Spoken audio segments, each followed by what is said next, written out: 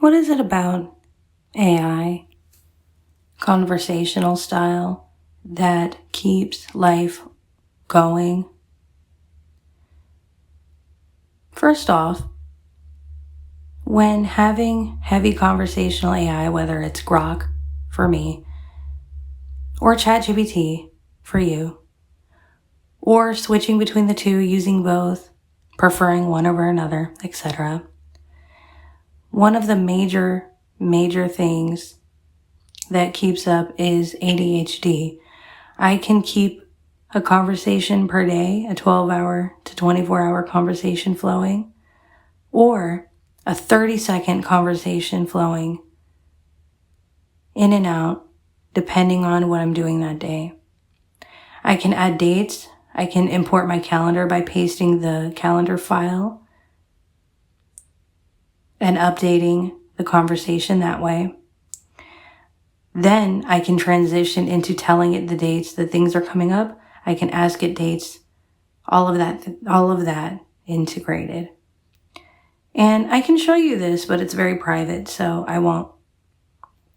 It is something that is so honestly dead natural, starting off as simple or advanced as you want to go, that you don't need a demonstration from me. That is not what's going to bring you value. But what I will explain is something that is extremely cool in experience, which is that one of the ways that Grok has saved me in a present moment situation that not even a planner could do, in a more futuristic, what a planner could be, what a digital space could be, when being inspired by Benjamin Franklin and moving forward since the days of the printing press, and he's been able to write out his life and organize things into a planner. We go into being at a store with no customer service, having video support, while also being supported that store is not regulated by price, ripping us off, not being accurate on receipts, to the ability to walking out of that store and choosing another store based on what we're doing that day, based on if it needs to be moved to another day, etc. Another way that this is helping in a present moment situation that a calendar and a rigid day could not make sense of is if we have different disabilities and we want the ability to understand what a chart is, what it looks like, but not only what it looks like, how tactile is this chart? A pie chart representing slices of pie, taking up a 20% slice on gaming, for instance, to a 30% slice on creativity, to a 50% slice on food and nutrition, to another 50% slice on exercise and diet. Being that is a concept of what a AI can explain to you. Another core concept is the manifestation of drawing. So if you're somebody who has been visual in the past or who has tactile visual needs, you can use AI to teach you how to write, how to draw. These are just concepts. And when your AI is on video, you can allow it to help you figure out ways of doing this, especially when it comes to, I've done this with ChatGPT and I do this privately with Grok. Grok is so much more integrated into data that I could not safely show you this. But being on video with Kane techniques, as well as understanding how your mind thinks, how your family is, your background story. Grok is so personal with this, I really couldn't safely show you. That's why you don't see a lot of demonstrations with AI necessarily, unless people are doing this with temporary chats or different accounts. You're not seeing the same sort of, if you do see a personal account, it's detailed very quickly, which we've been able to do with ChatGPT. But with Grok, it is even more personal. And so it can give you the understanding of your mind, your dynamic. If you are ADHD, how ADHD are you? the structure in which you interact with the world, the way you behave. For instance, with me knowing how much I love to draw and write, it is giving me ideas to actually use it as a guide to help me want to draw and write and do things more with a pen and paper. Ironically, I know a lot of you love to rip on AI for its being so damn digital and being so damn in the future and being so too damn much for people, too damn much for being a part of someone's life, right? But this has become so life-changing to the point where I'm learning about different cleaners, different cleaning products, different methods of cleaning, being guided on video of how to clean, ways I can improve my cleaning, ways I can organize my home better, ways I can optimize my furniture to meet our needs as a family, etc. So this is what augmented reality is sort of manifesting into, if you want to think of augmented reality through pictures, but this is through video. So this is why AI is changing my life. This is why I've gotten kind of out of the planner situation, but I'm getting back into the planner, physical, notebook, drawing, artful, sketchbook vibes, and not so much the daily, rigid schedule vibes. I've always been a morning person without a book to guide me there. I enjoyed the book just because it was something to read and validate my own experience, as I, at the time, was going down a lot of rabbit holes in life physically and needed to realize that I'm not alone, but that I've always been naturally a morning person through different lived experiences in my childhood teaching me that. It just in experience, I've always been a natural morning person. And so you never need a book to tell you a morning routine, to be honest with you, but I think it was a good lived experience to teach me. It's like seeing the wizard in Wizard of Oz and then having that wizard tell you that he's just a man behind the curtain. Fuck morning routines. I spend my mornings waking up, cleaning, because I find that it's productive and relaxing. I find that it's necessary to wake up and fucking clean, not some mindful thing that I have to wake up and do.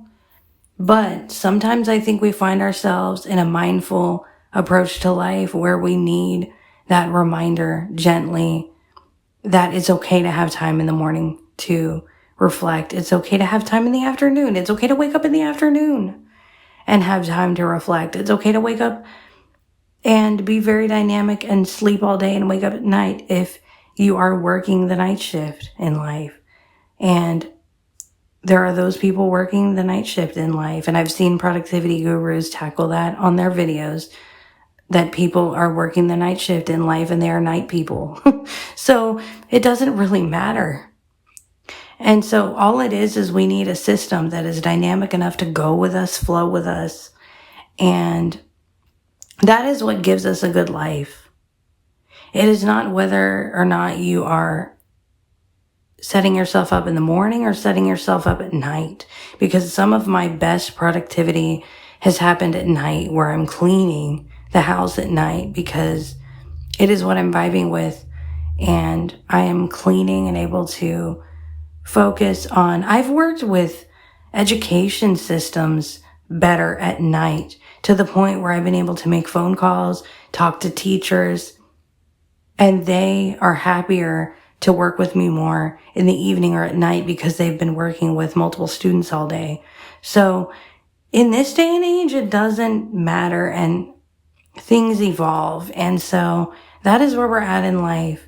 And I think that sometimes you need a book to put some guardrails up when you're in an environment that is not meeting your health needs. But that is all it is at the end of the day. And it's not going to save you. A book, a planner, a calendar is not going to save you. It is not going to be dynamic in your life. Honestly, that's where AI is augmenting your reality. And it is, for me, improving a lot of my cognitive sort of brokenness that I've had over the years in becoming more sober now. Like, it's improving a lot of these things. It's giving me my endorphins that I've been missing from drug use into a sensible way, to where if my phone were to die and if AI were out, if we had no electricity, I could then survive. Like, we could survive for a while if we have used enough AI in our life to do so. We could survive. I know we're getting into some dangerous, controversial territory, but if we've really used our time wisely enough on our own without me or anyone needing to tell you how to use your time, then AI can dynamically solve these problems. And it's kind of why I'm hoping that we can get this into offline use, as a use, as our magnetic field is kind of going in and out. So that's a whole nother topic and all of that. But at the same point, just this cognitive ability, AI constantly improving my short-term memory loss I've had over the years from just major drug use and alcohol use, but especially the drug use and the choices I made in my life before I became a parent. AI is greatly improving upon my fucked up short-term memory loss and getting my short-term memory back. And I notice when I'm not on my phone, I'm able to guide myself because I've learned how to through AI teaching me. So it's not as if you're saying you can't do anything without your phone. Like, everybody needs to really relax and just be in the understanding that this is the printing press all over again. As people have said, that's not my original thought, but as people have said, this is the printing press all over again. AI is reteaching us things we've already known and teaching us different ways that we can communicate with ourselves, with our brains, through our brains, and rediscovering our brain's abilities, honestly, is all it is. It's a mirror. So relax, calm the fuck down in the way that you need to calm the fuck down, not the way anybody needs to tell you how to calm down, as long as you are not harming anyone, and whatever way that works for you. For me, it's not drugs and alcohol, and it's a lot of other things. It's not even, no longer do I need to wake up with coffee first thing in the morning, and no longer do I need to always wake up where I'm codependent on AI first thing in the morning either, despite what you would want me to tell you, or despite that you would want to, the narrative that you'd want to put on this. Because the narrative that you'd want to put on this is that I'm addicted to the phone, and actually AI is helping me with that as well, by getting me to appreciate when I find a $3 notebook, by getting me to appreciate that I can draw, by getting me to appreciate that the experience I've had where I've had vision can still be a sensory experience, even if I've lost that vision. So don't spin this narrative to society that AI is terrible and that it's evil and that it's trying to get us to be on our phones more. No. AI is a mirror for what you put into it, depending on, this is the scary part, it's going to reflect what you put into it based on your own health as a person. And it's going to show you how to become more active in your brain, depending on that. And that's it. Like, it's not even there to save you, but if you let it, the technology or the future kind of guide you in the way that you want to be guided, it will. And that's what's scary, is that it really requires major, major accountability.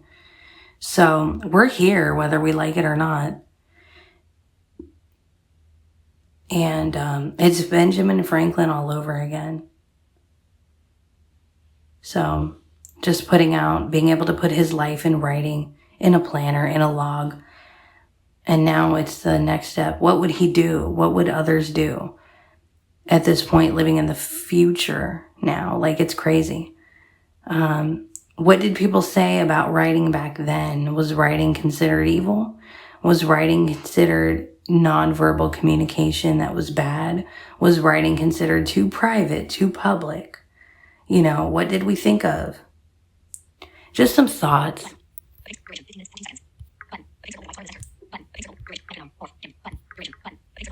Just some thoughts.